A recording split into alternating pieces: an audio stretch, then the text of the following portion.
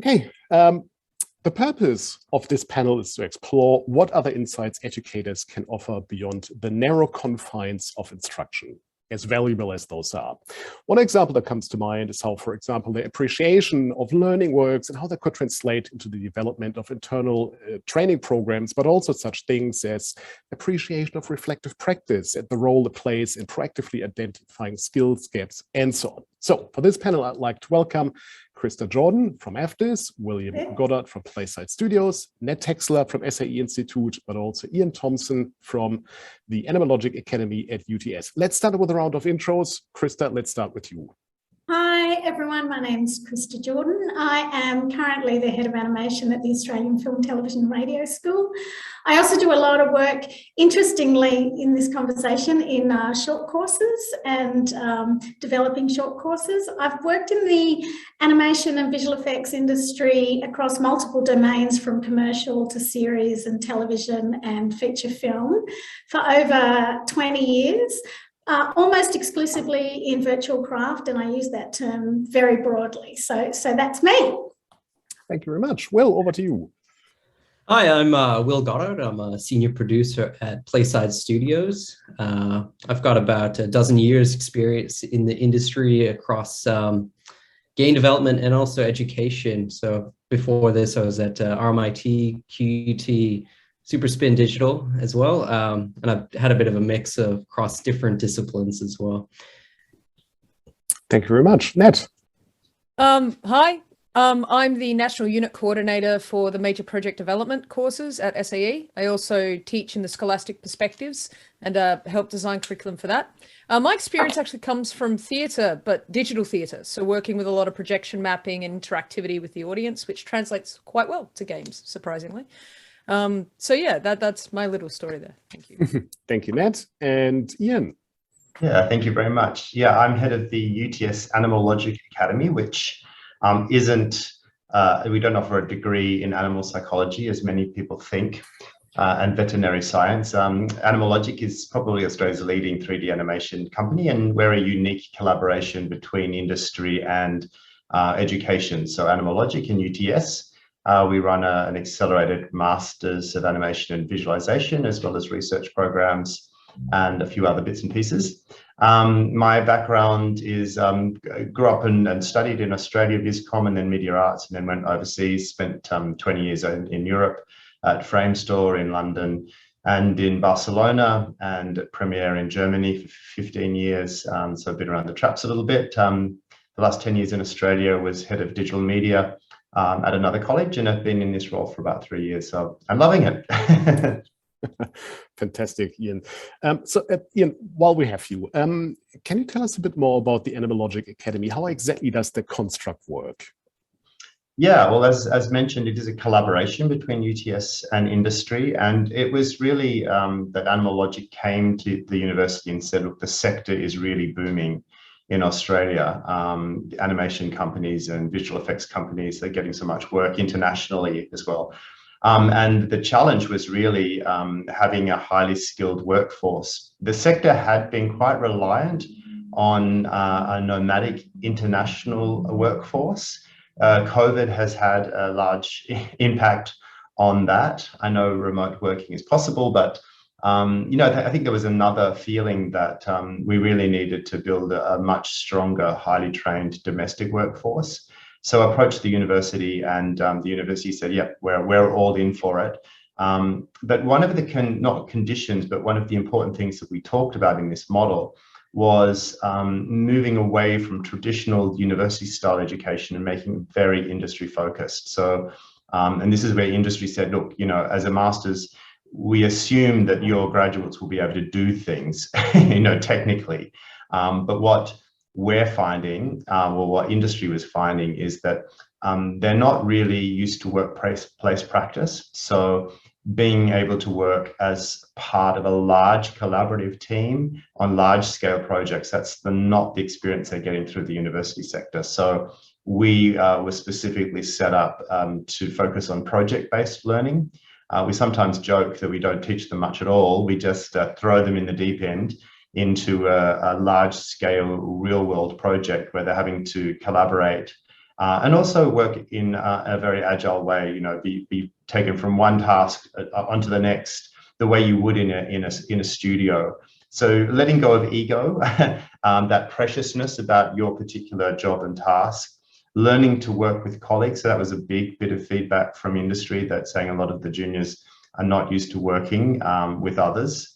So we probably teach a lot of the soft skills. We really train people to become professionals, and the technical know-how is sort of goes hand in hand with the large-scale project work.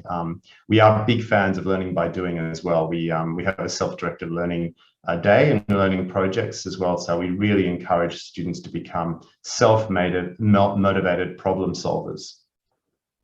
Yeah, thank you very much. They didn't teach me anything. I had to do it all myself. Right? I remember seeing that student feedback once. You already touched on some of those things with regards to what education can offer beyond mere instruction. You talked about soft skills, but I think, given that you're working on a master's level, what are some of the sort of other qualities or examples that you can give for what education can offer beyond just instruction, with a view to, say, a reflective quality, for example? Yeah, well, I think for our course specifically, because we are a master's course where if you look at the AQF standards, we really need to focus on students' ability to critically analyze, so synthesize and critically analyze, not only create things, but to be able to reflect on those things at a high level. And it's probably one of the areas that was underestimated initially in the course that we offered, because it was very sort of hands-on and practical. But we find that encouraging students to really reflect on their practice really not only accelerates their progress through industry, but builds those foundational stones for their performance at mid and senior levels, because it is that ability to step back, see an overview of things that will help you progress your career. So that's been incredibly valuable. So in every session that we run, there's a high level reflective task, and initially it starts with the students self-identifying where their talent gap is, and indicating to us which initiatives they are going to undertake to bridge that gap. I mean, we mentor and support them, but we don't offer them the solutions. We encourage them to find those solutions themselves. And towards the end of the degree, it's very much about future thinking the industry, trying to see in for us what is coming, not only in terms of technology, but what sort of human skills are required, and how we need to work in transdisciplinary teams to solve those really challenging and tricky problems. Yeah, thank you. Krista, you raised your hand. Yeah, I did. I was wondering if the audience in this environment, we've all got some educational experience and we've all worked with educational accreditation. Ian, do you want to just maybe, and let me know, Jens, if this is appropriate, unpack what AQF is? Because I think many in the audience won't understand why that has an impact on the way we have to shape coursework and deal with education in a university or tertiary, even secondary education. Yeah, no, good call. Let's decode some of that educational lingo a bit. Yeah, the Australian Qualifications framework just sort of indicates different levels. So different courses and degrees are then pitched at various levels, depending whether that's an undergraduate qualification or a postgraduate qualification. And those, it's a really good system administered through Texler, the Tertiary Education Quality Standards Association, if I've got the acronym correct. And it's actually really good because it helps create a bit of a level playing field across institutions. And it also creates some clarity for employers in terms of what they can expect from graduates at certain levels. And you sort of step up that framework from vocational level, where you're focused very much on skills, practical skills, And as you move up the framework with the various qualifications, you head towards things like an ability to creatively produce things and then analyze things and critically analyze things. So yeah, that's probably, but it's very, very easy to Google, and there's some great information online about the different levels if people are interested. Yeah, thank you, Ian. Ned, you work in higher education as well, and I saw you nodding along. Do the points that Ian made resonate with you, or can you give some examples from your course? Particularly the reflective practice being vital to development of soft skills and hard skills. My approach to a lot of the unit design, and we design collaboratively at SAE. I try to work collegially as much as I can with the facilitators who are sort of boots on the ground running the units, making sure that we're covering a multitude of their interests too. But a lot of my approach and my agreement with Ian comes from my own history as a practice as a research scholar. That's what my PhD is in. That's the methodology it works in, which for those who don't know is that the idea of reflective practice and analytical practice and creative practice are all the same process. They just have different outcomes. It's the same synthesized knowledge. And I actually, like, as Ian was talking, I was like, yes, this is exactly sort of the one of the premier pipelines, I would say, to use the term, for coming to those creative conclusions. You're formulating in your students a self-sufficiency and a self-consciousness, which, if we're talking about the purpose of this panel, that's really sort of where it is. It stretches beyond instructional, technical, critical analysis skills, and actually furnishes students with this ability to be flexible in their problem solving, to follow an intuition, but analyze that intuition, to be able to realize where their shortcomings are as practitioners and reach out to others cross-disciplinary. So it's all very exciting, particularly making that align with AQF is very, very fun. That's been an interesting dilemma that we've sort of had as we've been trying to bring up our standards at SAE and trying to ensure that our outputs match that framework. So yeah, 100%. And particularly with the reflective practice, which is the holistic framework marking at SAE, we mark them based on the development of their skills as opposed to their project outcomes. But the idea is that their skills are embedded in their project outcomes. When they present something, warts and all, we can sort of see what they're doing really well and what they need to sort of focus more effort on and what things need to be placed in certain areas. And yeah, it's a very exciting place to be in education right now, particularly at that capstone into master's level, at that AQF 7 and upwards level, is you're finding this ability to really synthesize and put together and synergize the various different modes of working that people think are separate but are not. So, you know, it's for example, I had a student who was doing a VR arcade, but he was a composer and a vision holder for the project. So he was doing the music. And my question to him was, okay, so how is this different from every other VR arcade? What are you embedding this with? And he responded with, well, it's all about eclecticism. So define that for me. And he went, oh, it's the ability to use different things from different genres to create new cultural spaces. I went, okay, have you got research on that? And he looked at me and went, I'm beginning to. And he did almost a full literature review for his prospectus about eclecticism and about the way that he was going to use that to imbue the music and the digital spaces to try and create this transition between, say, playing a basketball game in VR, playing skee ball in VR, and creating two sort of cultural spaces you can move between and how you signify that in a digital environment. Which shows you this applied research. Like it's not researching for the sake of researching, and it's not criticism for the sake of criticism. It's applied practice, which is very, very cool in my mind. I think that's sort of a really positive outcome at a graduate level, at a bachelor's and above level. Yeah, great. Thank you. I think this is also the first time that someone mentioned AQF and fun in the same sentence. I'm a nerd. I apologize. All good. Well, to the points about reflective practice and self-identifying skill gaps, how can this practice be supported from an industry perspective? And, you know, what knowledge or context or awareness are needed for this reflection to work from an industry perspective? And, you know, are these common in studios? Are these tools sort of, you know, is there consciousness for that? So, you know, what's the industry perspective on this? That's a good question. I think that this is something industry does a lot, but doesn't necessarily reflect on the practice of reflection, if you will. You know, we talk about Agile a lot, and one of the dominant practices there is Scrum. And formally part of that, you have sprint reviews and sprint retrospectives. And each of those give an opportunity to both reflect on your work in terms of the product, the game that you're working on, and then also reflect on your practice, the processes you're engaging with. And while they're a little bit more team-oriented than individually oriented, and they're very much associated with the projects you're working on, they really do give you an opportunity to anchor, you know, what our goals were, what are we achieving, and what are the breakdowns along the way there. And so, you know, this is something that we constantly are just doing to improve our practices, improve our definitions of what we're aiming for and everything. And that does keep us on track. That does keep us learning about how we can improve, how we can coordinate between others a little bit more.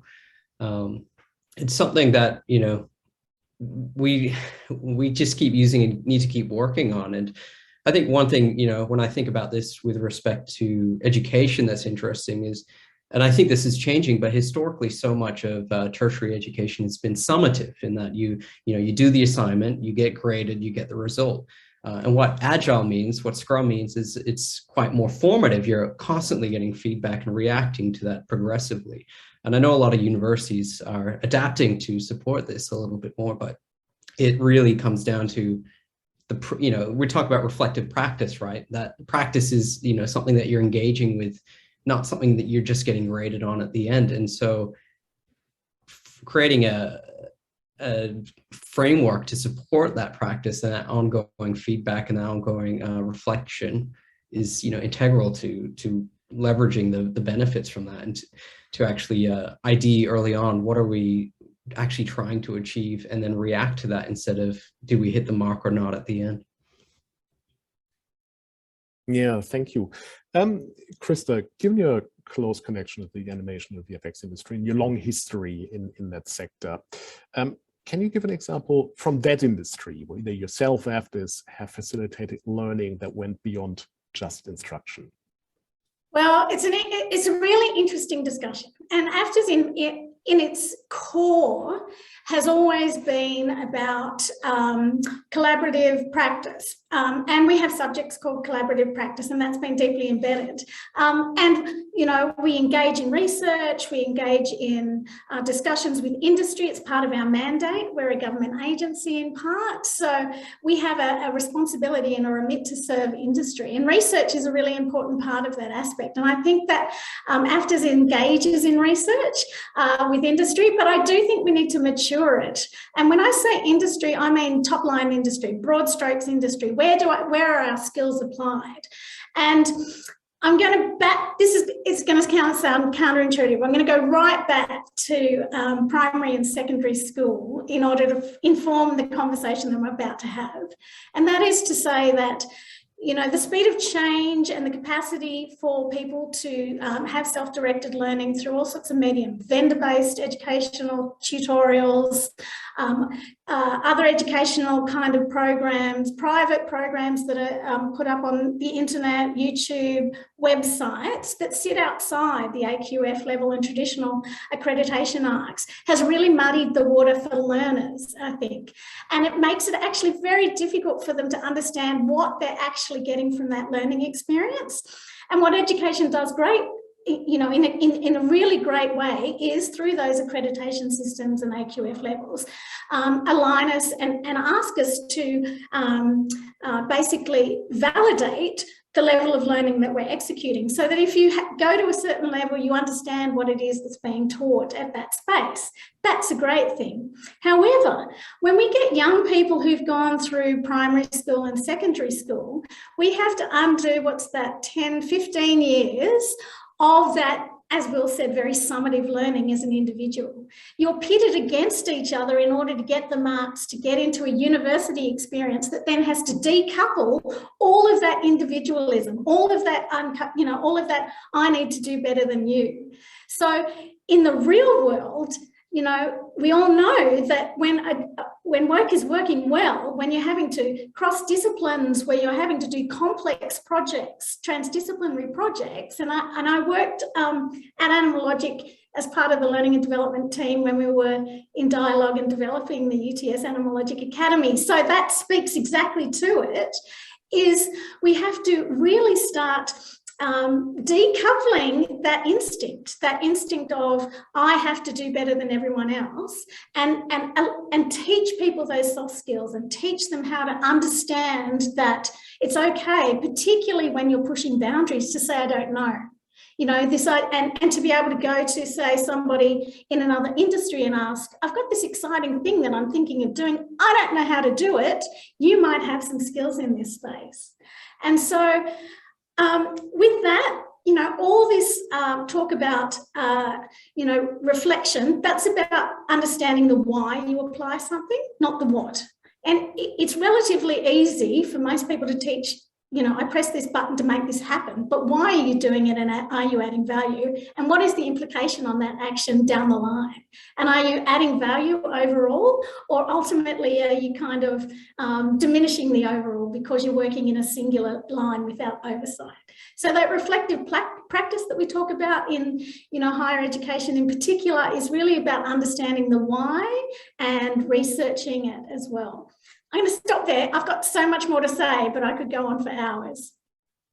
Well, I mean, one thing I would like the games industry, you know, to prevent doing is reinvent the wheel. So, you know, again, looking at your history in animation VFX, yes, is there maybe something that we could learn from that sector? Yes, absolutely. We talked about Animalogic. I spent many years at Animalogic. And there's two areas that I want to speak about within that space. One of them is an understanding of how to manage research and development and investing in research and development. Our industry is notorious for not investing in research and development because, in part, parochial kind of creative and interactive activities are often seen to be project-based. And what we need to learn and teach our people is an understanding of business continuity and how you survive as a business when you have complex systems that mean you can't just pick it up, do your project and pack it down, where you have staff, where you have all these other things. Research and development is a pivotal part of many companies, whether it's a construction industry, whether it's science, whether it's, you know, many other industries, about maintaining your edge and ensuring that you are achieving the outcomes that you are setting for yourself. Not every business is going to be wanting to push those boundaries, but if you are, if that's part of your core value as a creative industry or a creative business, then the idea that you just work your business to the margins, I'm going to make a profit and then I'm just going to hire people in, that is, first of all, not contributing to your own extended business continuity. It's also what's caused the Australian industry so many issues through COVID. This idea that you just ship people in and they do it and then you ship them out is extremely problematic if you want to build an industry with legacy understanding.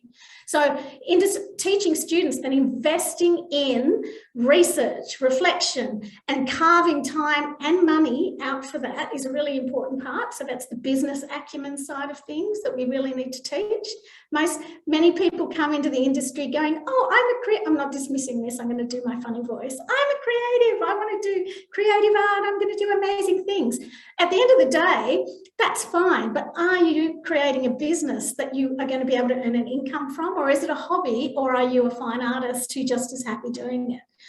You know, we talk about industry, and often that's not embedded in young people's understanding of what they're walking into. And I think the sooner you rip that kind of Band-Aid off or rip that veil off, the more ready they are to accept this idea of reflection and having to reduce your ego, as Ian said, of, you know, working to other aims. And at AFTRS, and I can see your hands on that, but at AFTRS, one of the things that we do exceptionally is we have a Masters of Screen Business, and that speaks directly to those sorts of skills. And I think that certainly in the virtual and games industry, you should really consider looking at these sorts of spaces. And we need to break down the silos between, you know, the narrow lines of what is, you know, is it games? Is it virtual effects? Is it visual effects? It's all one and the same. Nat, over to you.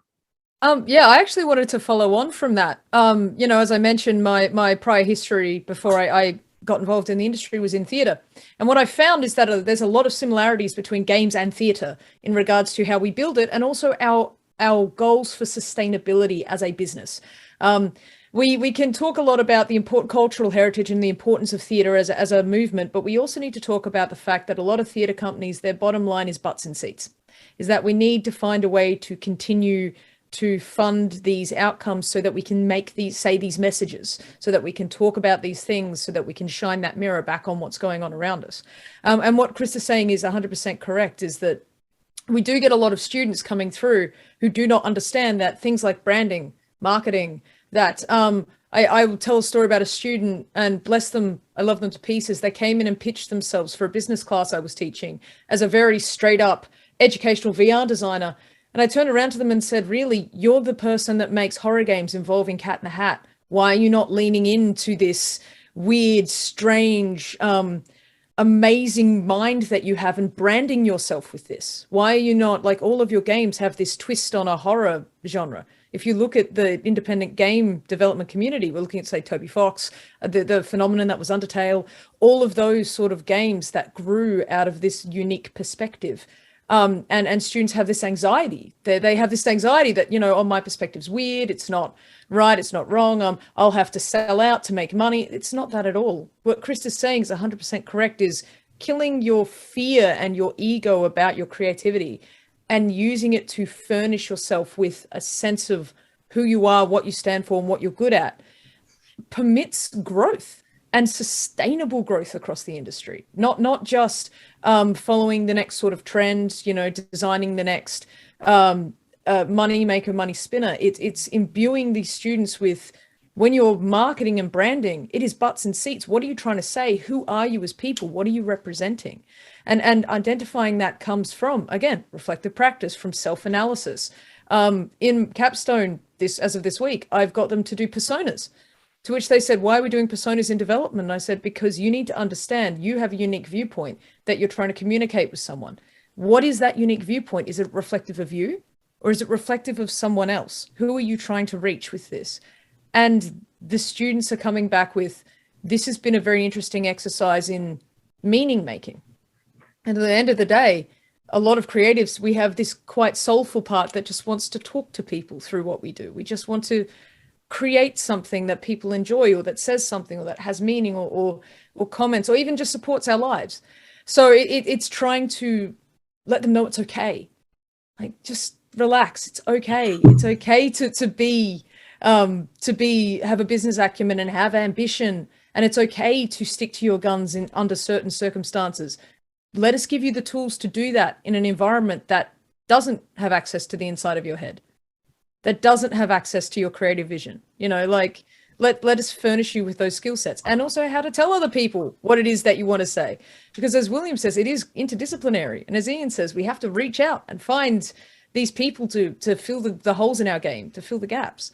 So that's, I think, when we get back to the panel, that's what these are the skills that you do pick up almost outside of how to do anything from research and development of like a cultural studies essay, to how to do very discipline specific technical skills. The other element is this acknowledgement of what we're actually attempting to do. And I think that's really important. Yeah, thank you, Nat. Will, what's your take on that from an industry perspective?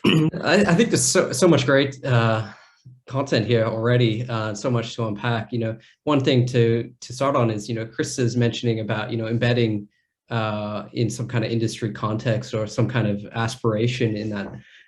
And I think, like, that's a really important part, and that actually can help frame your reflective practice, which is quite difficult. And to that effect, you know, Nat mentioned working with personas, and related to both of these, I think there's two practices that industry does a lot, and that I think can benefit if you can figure out a way to embed this in the curriculum, and that is a community of practice and some kind of market orientation. And so the community of practice, it's quite simple, you know. In industry, nobody's an island. You very much do collaborate, and this is the theme we're going on, where you know, as Chris has mentioned, you know, education is very individualistic, but then once we get into university, we're starting to collaborate on larger group projects a little bit more. We're trying to unwind some of the misdoings we've had a little bit. Everything's group work in real life, and that's the kicker. And everyone you hear, I hate group projects. That's the problem. That's what we've got to unpack. That's a really core issue for me. And collaborative practice is one of those areas that's good for all businesses, but particularly creative things when you're looking for stimulus and inspiration. Yep, absolutely. And like that, you know, an initial approach to that group work is you'll do this, you'll do this, you'll do this. That's not collaboration, you know, that's just divide and conquer. And if we're looking at a real, you know, community of practice, we should be collaborating, and we can use each other to reflect on our work and our communal work and learn from that. And so that, you know, that's integral to how a studio works. You know, there will be people that will actually, you know, pick which desk they're working at in a way that will help them support that community, that group work a little bit better. And then on the market orientation, you know, this isn't necessarily to sell out, you know, and this is something to keep in mind. You know, you aren't just making something that you want to do. You're figuring out what you know, who you want to reach. And maybe that is a persona of yourself even, but you need to articulate that. You need to be clear. And then you work backwards from there so that you can actually, you have an anchor to reflect on, you know, what you're trying to reach. And ideally, you know, at least from the industry perspective, it has some kind of economic viability on top of that. And, you know, that, you know, using a persona or using some kind of market segment or some kind of tool like that gives you a lens to start thinking about what it is you're reaching for and how your design work or how your practice is aspirational towards that. Can I just jump in there? You know, I think essentially what we're talking about is encouraging people's ability to step outside of themselves, because not only in the context of developing things for an audience and empathizing and truly trying to understand your audiences. And this is the thing that we often find with younger students coming into the educational experience. They're very, this is what I want to do, and this is my mindset, this is the thing, it's going to be awesome. But it's that ability to step outside yourself, to understand from a marketing context or a user design context who the audience is. But in terms of reflective practice, it's like, what are the what's the meaning and consequences of your actions and what you do? And I think really quite relevant to, you know, the games sector is for true innovation. You know, innovation comes from what we don't know. So if you have this sort of understanding, I can solve this problem by what I know, you're really limiting your abilities to solve any sort of problem. And what we're sort of discovering really quite broadly at the moment, that there's incredible power in this idea of transdisciplinarity. That is that the solving a problem from an unexpected point of view, from knowledge and resources that sometimes come from completely different industries and sectors. That's where you unleash the true potential for innovation. And I find it so fascinating, you know, working with the games sector, and we get a few games students every year into the master's program here. And particularly with that technology that's been developed, the real-time technology that's come through the games sector, that's finding application in things as broadly as medical simulation, the representation of architecture and construction through digital twins in real time. You know, we're currently working on a real-time animation project. And this technology is finding application across a really broad range of industries. And it's your ability to think outside of the box and step outside your current world of experience that not only creates opportunities for you from a career perspective, but it creates opportunities for your ideas and your career projects and the businesses that you are working in and for. So now we even have students who come into the course, they've got a strong games background, and, we feel that we can offer them things that, and maybe they take them back into the games sector, or maybe they go well beyond that. But I think that's essentially the quality that we're talking about, and that's what we need to be encouraging people to do through education, but also through the industry and through the games industry, because I think the games industry is sitting almost at the summit of this this conversion between particularly the ability of representing environments in real time, combined with things like virtual production. It's becoming sort of the linchpin on so many things. So it's a really exciting place and space to be in. Yeah, thank you. And I mean, if you think about it, games really unite all media there really is, from animation to programming to design and so on. Krista, you raised your hand. Oh, yeah, I agree with everything. I mean, I think there's a lot of consensus here in the room. I do want to speak a little bit, and it's a thing that I love to talk about. My colleagues get so sick of it, is the importance of language. Now, language is a really interesting one, and there's a lot of jargon that's aligned with various sectors. And the truth of it is, we talked about agile and how in actual fact that's what we do.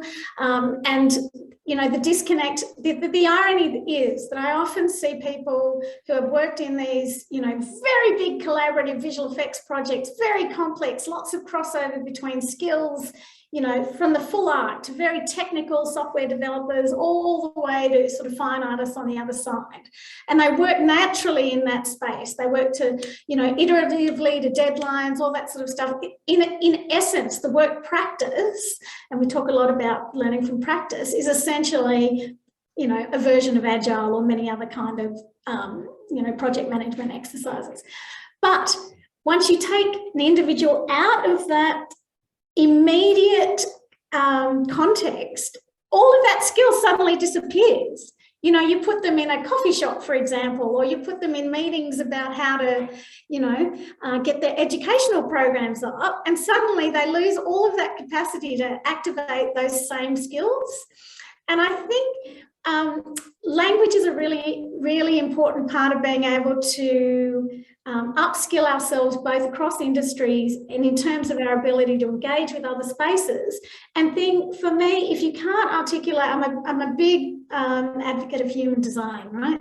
If you can't articulate a concept in plain language, not, pronouns, not, acronyms, not, unique parochial terms or jargonistic terms, then you are dividing. Essentially, all of that language is designed to help you shortcut within your own community or team or little subset understanding. Once you start coming out, once you have to start engaging with areas beyond that, what it does is muddy the water. It doesn't simplify it. The term producer for me is a hilarious one because it means a billion different things to a billion different people, depending on on who you're talking to. So for me, one of the things that I think we all need to do a bit better is be able to articulate things in simple human language and start decoupling jargon. And speaking to that, one of the areas that is really important in that reflection exercise is the capacity for asking students or colleagues or whoever to validate what their position is, right? And again, if we're allowing students to validate their position in, jargon or terms that have been pulled from other research without asking them to go the next step and decouple it about what that means to them, then I think we're doing the whole industry a disservice. Yeah, thank you. I think there's also a lot of cultural capital often associated with those terms. It's something that really helps to define yourself. And I think sometimes those barriers are quite consciously constructed because, cultural capital also then translates into symbolic capital, i.e., you're an expert that manages to dictate the rules. So, I think there's a bit of a cultural aspect to that as well. Look, we've some of our viewers might listen to this and think, well, this sounds already interesting, this whole notion of reflective practice and research. what can I actually do to facilitate that? So, we've heard Will talk about project management methodologies, agile, so, well, there's one way to connect it. What other potential tools are they that, in a way already reflect the practice, but that, the industry might not necessarily aware of? Will, is there anything else where you see some connection points? It's a good one. At my time at RMIT, this is something I worked a lot on trying to facilitate. And part of that was bringing Scrum-like practices to the game design studios. But that's not really enough. And it really takes a lot more. The best thing I could try to come up with is just provide structured resources for reflective practice. I think, it's easy to say what it is, but what does it actually mean? And, as was it you, Krista, that said, we're talking about the why. If I come into the project and I start giving feedback, half before I even give feedback, most of what I'll just be asking is why. And already, a lot of the students are just on their toes now. I don't have a good answer for that. It's like, well, are we designing then? But taking that, to couple that more group practice thing with an individual practice, that individual reflective practice, the best I could come up with, and, I'm interested if anyone has any better ideas, is structured reflective practice. So resources on the concept of what this is, the purpose of it, and then some leading questions to help drive that. And then it effectively becomes part of their developer log, their dev log, if you will. But moving away from the what did I do to the, what am I trying to do? What's working? Why am I trying to do this? The deeper questions there. But supporting that requires a lot of intervention, and it's something that education often doesn't have enough, hours in the day to facilitate that. Yeah, thanks, Will. Ned, raised your hand. Yeah, I kind of want to jump in on that one a little bit, because this is, again, where we work at SAE, we do work on reflective practice is one of our core marking criteria. We need to see them doing reflective practice regularly. So currently what we're working on is scaffolding that for individual students throughout all of their units from a stage 1. So first entry into the unit, these people may not have, they've just finished year 12. Right through until capstone, where they're at the end of their journey and they're at a bachelor's level. And we do start them off with those guiding questions. We give them frameworks. We tell them for basic reflection, what happened? What did I do? What was the results? What can I do going forwards? How did this impact? We give them guiding questions, and we expect them, as they practice this over and over again, to begin to get a bit looser with it, to develop their own language. And Krista talking about language, I just went, thank you. Develop their own individualistic, idiosyncratic language to talk to themselves about practice.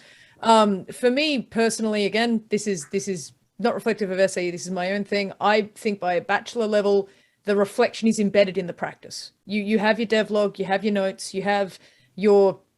When it's my world, I have butcher's paper on a wall and I'm drawing a big mind map to try and make sure I'm connecting things and seeing that it's all there visually.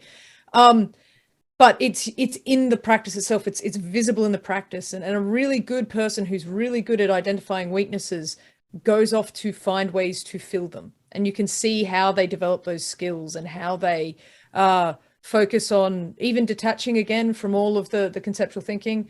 It was the moment where I realized Scrum and theater development are identical, down to you have your director with the image, you have your stage manager who's the mouth.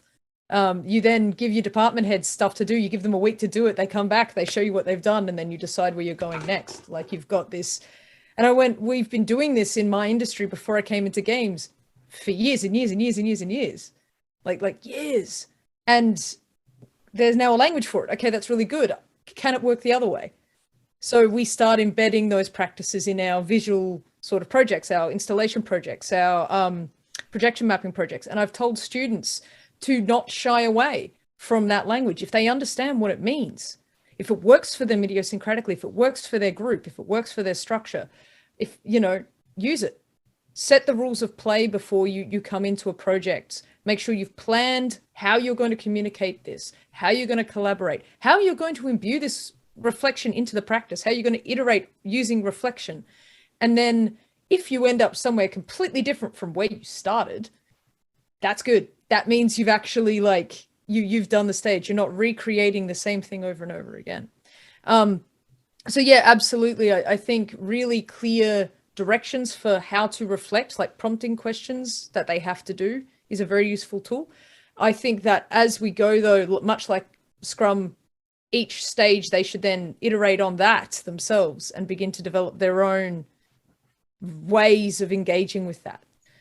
So still reliant on whatever their project lead says or their Scrum Master says in regards to that language, but for their own practice, thinking about where am I working? For me, I use convergent divergent. Am I diverging off something? Am I converging on something? But I know other people in the industry and other creatives who don't use convergent divergent. They'll talk about how they're stepping out as a practitioner and then stepping in as an analyst or vice versa. And it's the same process. It's just a way of thinking about it and identifying it and developing it. So opening them up to this idea that it's really the same practice. It's how you engage with it. It's how you solve the problem that actually matters. Yeah, thank you. Look, there's one thing I wanted to raise with you, and Krista somewhat touched on it when she mentioned the Masters of Screen Business that AFTIS is running. I mean, an MBA is a great example of something that helps to accelerate a career in business. But what can we do for games? What can we do to support mid-career developers to really accelerate their career significantly? And I know this is somewhat venturing potentially into instruction, but I think it's still something worth exploring because, we have a whole lot of degrees and courses, sort of, the vocational level, on the bachelor's level. But what about any sort of programs that help to accelerate someone who's mid-career or even late career? Yeah, I can jump in there with some suggestions. I think the first thing to do is to listen to the audience, to really listen to those mid to an aspiring level people in the game sector, to hear what they want to learn, how they want to learn, what sort of commitment can they make to time. Do they want to go full time? Do they want to do this dually with their career? I think it's one of the things that's a mistake when educational institutions become a little bit too arrogant and try to solve problems from the top down. And this is where we're finding that a lot of formal education programs are not working anymore or not filling up. When people can access so much education and learning online or for free or at home or remotely, why should I sign up and do a master's at a university for a year and a half? So I think listening is a really important part to that. We've been listening to our industry, and I think there's a real opportunity of offering some dedicated short forms of learning to mid to senior level people, being mentored by senior people in industry. I think that's an interesting model where rather than teaching people practical skills, because probably at that mid-level of your career you really know a lot already, but you might need some help, assistance, mentorship, vision, leadership in how do I really start to think strategically? How do I solve complex problems? How do I implement sort of adaptive solutions to complex problems that can't be solved simply? And I think that sort of leadership and mentorship through senior people in the sector is incredibly valuable. So I would be encouraging the game sector to look at those sorts of opportunities, whether they're offered through formal institutions or commercial institutions, or I think it's also something that people can do within the workplace. This can be part of workplace culture and practice. And I think the really visionary companies, adopt this. But just to jump back very, very briefly to the previous point, because I think this is connected, is, we can also set up, processes around, how to learn around reflective practice and some benchmarking activities and indications. But ultimately, the impetus has got to come from the individual. And I think being courageous, being curious, probably number one. you've got to want to explore beyond what you know. Being somewhat fearless in approaching any sort of new information with a fearlessness. These are really important qualities. And then probably the other one is adopting a mindset of lifelong learning, that you don't go to university or do a short course and that's it. I know how to do things, and but it's really making this commitment for the rest of my life to have that curiosity and want to learn more, and that's going to create the opportunities. There's so many opportunities and so many potential directions, but more and more you'll learn how to reflect and adapt and innovate. So that's my 2 points on those topics. Thank you very much. Both of those, Ian. Totally agree. Look, we're sort of coming to the tail end of this panel. Do any of you have any concluding thoughts? Is there anything that you wanted to highlight that you didn't get an opportunity to talk about? I have, I think a lot of what we're talking about is there's a lot of consensus across the board around the value add thing, and this discussion around developing cultures and the people component. I worked in HR, and we talked about, you mentioned reinventing the wheel. There's a lot of models actually in HR in terms of people and performance development that often creative companies go, ew, it's too corporate. But in the spirit of curiosity, go and have a look, because, there might be things in there that work for you or speak to you, and know that they're not all the same. One version is going to be different. It's about finding the one that works for you. So that curiosity, what is it that I'm trying to achieve, and looking beyond it. But that people and culture experience, that performance management, that idea of professional development, which is embedded in education in particular, and carving those models out. Do you think that, the really giant companies in the world who are right on the bleeding edge don't have to develop their own people?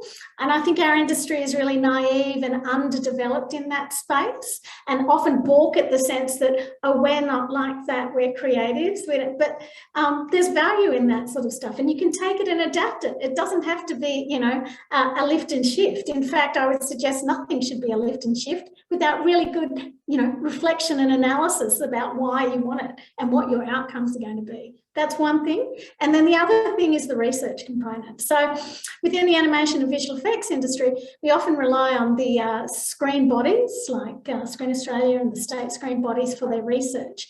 And that's fantastic and really useful. However, and I mentioned this sort of at the beginning, I do think it's under-evolved, in that it still comes from an embedded sort of live action perspective, and that people, we need to get better at utilising educational, really high level educational criteria around research within our own industry research.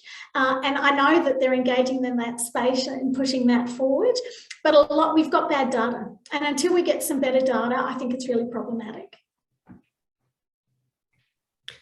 I'd like to sort of build on some of what you both are saying. And, one thing I like, Ian, is, you're pushing away from that dichotomy that, it's universities and it's industry, and that's where everything happens. And, there's a whole social network of things, including, mentorship that can happen. And I think that's great. And on top of that, I think one of the challenges, and this is similar, I think, to what you're tapping into, Krista, is there's an emphasis so much in games specifically on technical skills, but then when we go into soft skills, we're talking about, creative soft skills, but management soft skills, communication. Exactly. A timely issue, with our industry growing like crazy.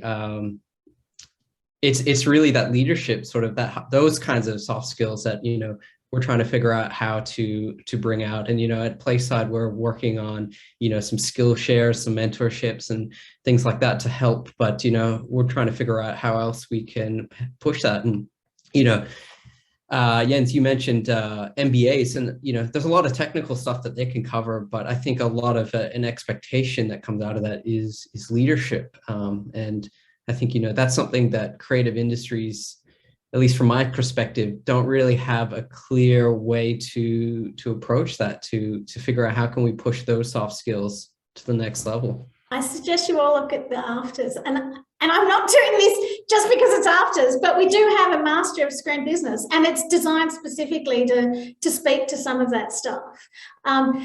You know, have a look. I think there's a lot of corollaries around all the creative things, because what it speaks to is not about the specificity of a project, even though students are asked to, you know, develop their own projects and do that. It is designed to take those mid-level industry people who are interested in stepping up into a space where they have more of those soft skills. They understand better their value set personally, aspirationally, and what their business value set, which will inform their culture and, you know, feed into that whole experience. That is part of what the Master of Screen Business does. And, you know, we do get feedback. There's part-time courses, and it's structured in that sort of way. And I think it's one of the rare courses within sort of the broad strokes industry within Australia that speaks to that sort of specific kind of association that we spoke about with, you know, a more traditional MBA in what would be considered a corporate sort of paradigm. Excellent pitch. Thank you, Krista. Ned, do you have any final thoughts? Yeah, I think it's really interesting, because all that we're talking about here is we are talking about applied knowledge, which of course is the result of education and also research and also experience. And when you get esoteric about it, as I am wont to do, you really are looking at ways in which we can harness just this, what it is we know and how we get access to that.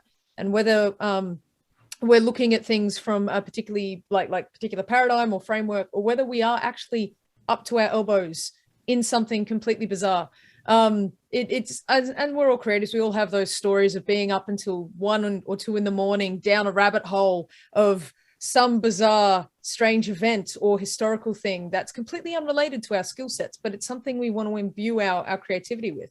That skill set is the thing that weirdly, what Krista was talking about, that teaches you, like having that ability to step out and think about the purpose of what it is we're doing. And how we can harness that, furnish that, and get that to the end goal. William and Ian, all of you have talked about this collaborative, project-based, but reflective outcomes and frameworks. And they're serving a purpose. I think the more transparent we are about the reason we get students to do this, and the reason we ask our colleagues to do this, and it's very difficult with colleagues, because colleagues, academics don't like change. This is a thing we struggle with, because it means that we may be wrong, dear Lord. I think there's a level of anxiety about change, but I think there are moments where we do just have to lay down arms and just dive in and see what the other side has to say. See what, you know, I was very skeptical when I was very young about business thinking. I now love it. I think it's brilliant. It serves an amazing purpose to solve a problem. It's a tool that I can pull out at some point. If I'm looking at a project and going, this is way over scoped, how do I bring it down? I'm going to look at my pipelines, my processes, my agile, my methodology. I'm going to look at the space I'm using. I'm looking at the money, the budget, the people, the personnel. And suddenly those things that I was so anxious about as a young creative, going, oh no, that's the job of a producer, which is why I was laughing when Krista was talking about the job of a producer. That's sort of why where I think we need to push is to be very transparent with the students. These are tools. These solve problems. Creative problems, business problems, other problems. It's a tool that solves a problem. Mm-hmm. So how you develop those tools, and any good blacksmith develops their own hammer, you know, how you develop that tool is entirely on you. You still have to let someone else use it on the odd occasion, hopefully more often than not, but please use, you know, be curious, be open-minded, be willing to be led down certain paths, and be willing to lay down arms when you're not the expert on something, or you feel there may be something that you're missing here. And yeah, that's sort of my last thoughts on this. This is the things that we should be imbuing outside of how to work in Unreal, how to work in Unity, how to code. It's this curiosity. Yeah, thank you. Look, I think this is a great thought to finish this on. So I would really like to thank you for your time and insights. I very much enjoyed this conversation. Thank you so much, Ned, Will, Krista, and Ian. Thank you, Jens. So lovely to